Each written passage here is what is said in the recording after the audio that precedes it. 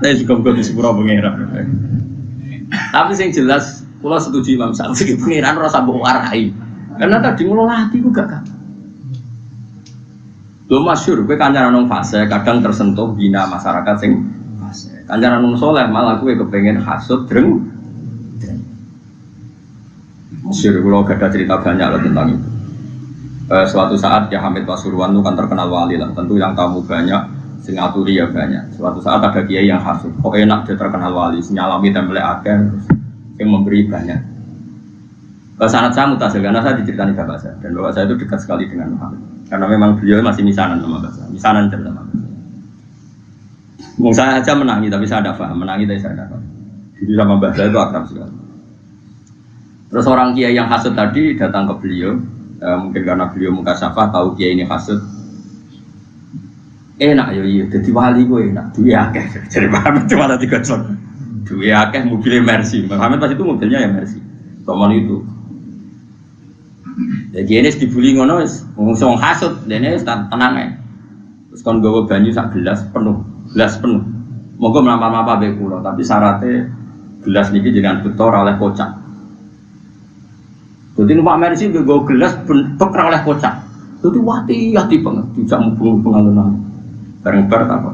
Penak numpak Mercy kok. Mboten penak mergi jeguk. Terjadi Pak Hamid, podo, aku bang parak pangeran, itu jogo parakku pangeran, orang jogo duit, masamu penak.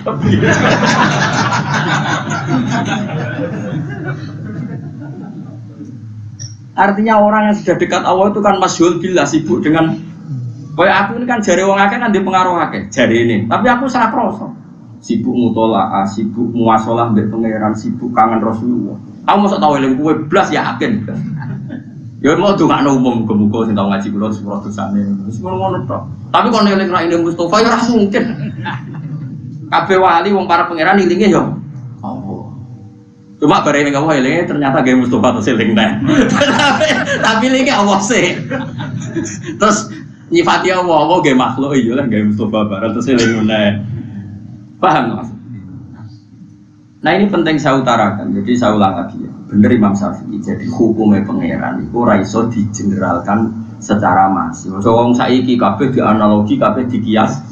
Ada hukum yang nggak bisa masuk kias karena itu kersane pangeran. Masyhur Ja'far Shadiq itu putrane Muhammad Bakir, masih cucunya Kanjeng Nabi beberapa. Ja'far Shadiq bin Muhammad Bakir bin Ali Zainal Abidin bin Husain. Fatimah terus Kanjeng Nabi, berarti cucu keenam. Masyhur jenis sinten Sayyid sinten Ja'far Shadiq.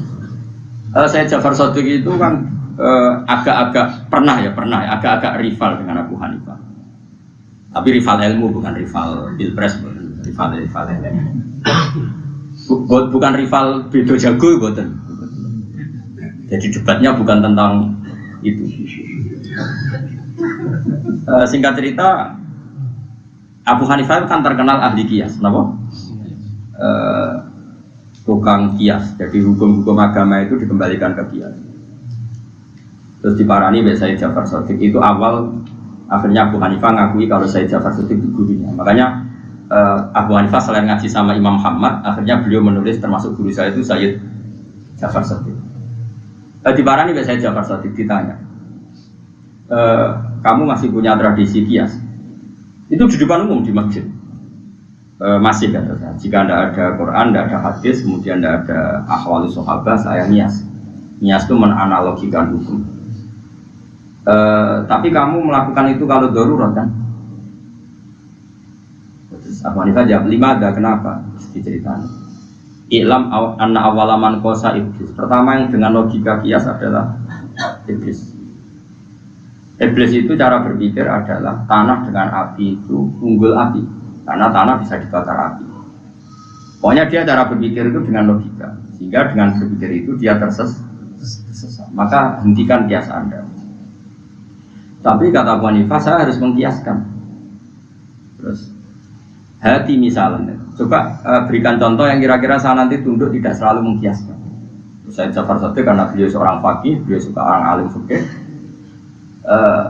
Ataro anadzab zina wal qatli ayyuhuma akbar. Lalu zina sama membunuh orang mukmin dosanya besar mana?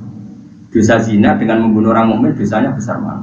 Semua ulama pasti jawab al-qatlu a'dhamu minas zina. Dosa membunuh orang mukmin tentu lebih besar ketimbang dosa apa? Zina. Lima takunu syahadah fi zina arba'atan wa fil qatli isna. Tapi kenapa kalau saksi zina harus 4 sementara saksi pembunuhan cukup 2? Harusnya kalau zina sama qatlul mukmin itu tinggi qatlul mukmin, saksi qatlul mukmin harus lebih banyak. Abu Hanifah mulai ngebar, ya juga.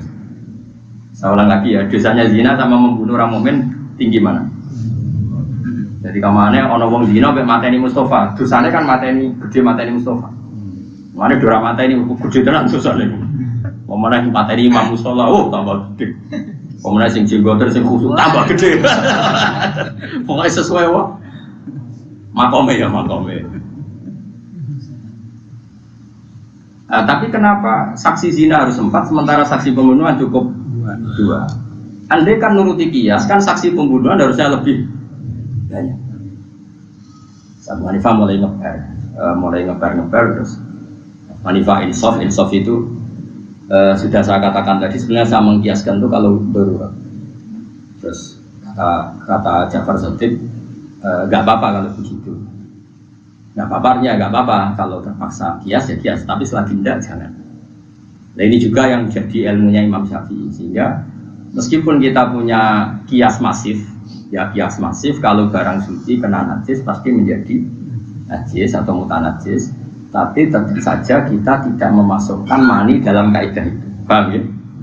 Ya kita tidak memasukkan mani dalam kaidah itu, tidak memasukkan telur ayam dalam kaidah itu. Ya sakit tuh misalnya Pak Budi, Pak Mustafa dagangan telur ayam, wakbar buji, Pak Pemangan izin berkobarnya ke apa? Ndok tuh lewat dubur. Paham? Lu repot kabeh no.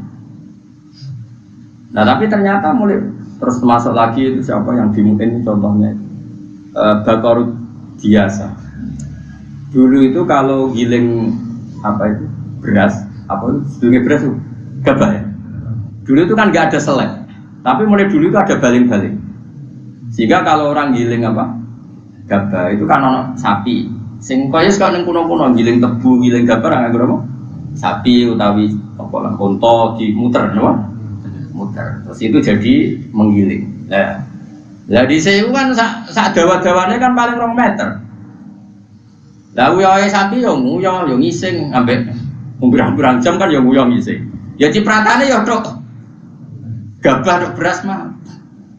Iku nek gone muen diceritakno. Lah singkat cerita ana kiai kok Mustofa ni sok khusyuk ngene iki terus takok. Niki lho ajis iki kok disuci. Imam Burkini ku ulama tok ngamuk dene. Takok nek rata aku murid. Takok nek rata aku. Ibu mboten takok. Ora kalau ulama-ulama sing bergiling lagi ya tenang ae bar mulai dipangkul ya santai bar iku wae salat ya. Salat wae masak ya ora dicuci ya biasa wae. Ya ora darani suci, ya ora darani.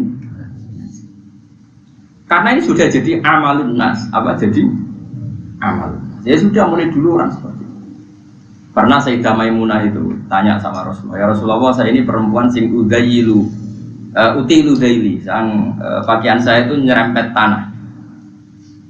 Karena perempuan itu kan disunatkan apa yang pakaian yang bawah jadi apa? Meksi ya. Ya kira-kira oleh di Indonesia meksinya itu kan mepet apa? Tanah. Nah, sing lanang kan disunatno cingkrang. Tapi di Indonesia contohnya cingkrang sudah dialiran. Jadi kiai-kiai itu rapati wani nyontokno apa? Singkat padahal kan misalnya lewat beduan gini kan mesti ono bekasnya teletong, bekasnya najis, ono misalnya kalau pecahan-pecahan nak diri kadang kan ya nyiprat-nyiprat yang putih. Singkat cerita Maimunah tanya, ya Rasulullah, saya jalan ke masjid melalui jalan-jalan itu dan di sana pasti banyak najis. Lalu gail saya ini, gailun itu apa? Serampatan paling apa? Ngisor itu jenis apa? Gailun bahasa Arab ya, pencaman latihan bahasa Arab. Jadi apa? Gailun. Jawabnya kan Nabi enteng. Yutahhiruhu ma'badah. Ya sanggep aja kok suci. Jadi yang berbar kena najis, kok liwat neh ya suci. Kok kena najis neh liwat neh suci. Wa alaihi amalun nas, begitulah amalun. Akhirnya sudah nggak ada debat tadi. Andai kan kaidah Anda tadi benar, setiap sesuatu yang suci kena najis pasti kena najis. Wong ning masjid kan wajib salin sarung kabeh. Mulane akeh wong was-was kan perkara ini. Lah jajal ayo masjid di sing ora aping liwati najis sampeyan roh raine. Wis cingkrang lah wis ngasil cingkrang lah. Mergo wong cingkrang-cingkrang nak mlaku ya banter-banter kan berdua. Lah nak banter terus tipake slandatane iku liwati apa? Najis. Kira-kira munggah iku tok sarung tok apa nganti tok klambi ngisor. Kira-kira. Kira perlu nganti tok klambi apa? Contoh gampang nak udan itu. Udan kayak mlaku cepat iku kira-kira sing bekas rusoe tok klambi apa tok sarung tok. Tok klambi. Lah kira-kira ratan iku suci murni apa ana mutanajis ya jawab. Andai kan kaidah itu jalan, tentu orang juga harus salin ketika sudah sampai. Tapi tidak ada ulama yang salin. Ya biasa wae.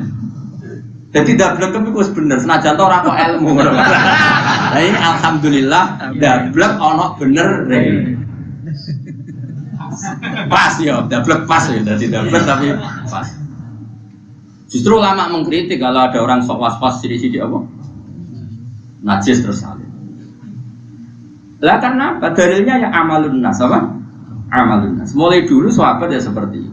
Dan ketika Sayyidah Maimunah itu Nabi dawuh yutahhiruhu ma ba'da apa? Yutahhiruhu ma ba'da.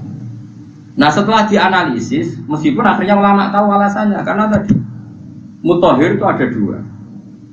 Hanya kalau diarah tak latih ngaji fikih, sama akan jarang menemukan ulama yang kerso ngendikan fikih. Saya ulama kabeh melok tasawuf sampai thariqah. Pokoknya sing ngaji swarga. Pokoknya senengane ngono-ngono iku. Iku jenenge ulama tarhib sing nyeneng-nyeneng tok. Kula melok partai sing tarhib sing seru-seru tok. Tapi mboten nak melok fikih kon, melok partai fikih. Sekaruan hadise mayoritillah bi khairan faqihu fiddin. Wong nek dikersana Allah apik mesti ngerti fikih. Wis jelas hadise mayoritillah bi khairan faqihu fiddin. Kira ana tenan. Ini contoh kias. Mutahhir, sesuatu yang mensucikan itu kan ada dua, satu air, dua turab, ya kan? Sehingga untuk najis yang berat harus ada kombinasi air dan turab, yaitu najasatul kalbi wal khinzir. Karena najisnya berat, maka ada dua kombinasi kekuatan mensucikan, yaitu air dan turab. Nah sekarang wong liwat neng lemah itu kan ada tathir secara otomatis karena ada kekuatan turab. Makanya Nabi dawuh yutahhiruhu ma ba'da. Yutahhiruhu ma ba'da. Dia akan tersucikan oleh akumulasi turab yang seperti itu. Lah Abu Hanifah karena tadi saya ulang lagi, Abu Hanifah itu percaya kias. Saking percaya kiasnya, dia menambahkan alat sesuci ketiga adalah nar, api. Mergo wong mukmin nak dosane akeh kan diobong ning neraka. Alasannya apa ning hadis-hadis? Mansu jika. Jadi kena nak wudu, orang tok lemah, orang tok turah. Iku disolder ya orang ngono. Orang ngono contohnya orang ngono. Iku ya haram doror dan bahaya. Ndak ceritanya Abu Hanifah itu berdebat itu bukan karena itu. Jojo maksudnya. Ngawur itu rusak gede. Abu Hanifah itu berdebat ceritanya gini. Kayak wong biduan ta wong narukan wong diwela. Nak gawe boto itu kira-kira itu ngindari tanah sing ana tletone to. Jawab wis. Enggak kan? Wong ngono ae jawab ae. Ayo sing jujur, bocah ngaji ora jujur. Sing tukang gawe boto, terus ngerti ana tletong pirang-pirang ning kono tetep digawe apa diresik? Mesti sangke ya. Pengacara oke. Ya rapat itu dipengen. Tapi dia ngaji ya rada wedi. Tapi ya rada ngono. Nah, itu dulu ada orang-orang Syafi'i yang terlalu fanatik sehingga sampai itu gini, kalau bangun masjid itu sampai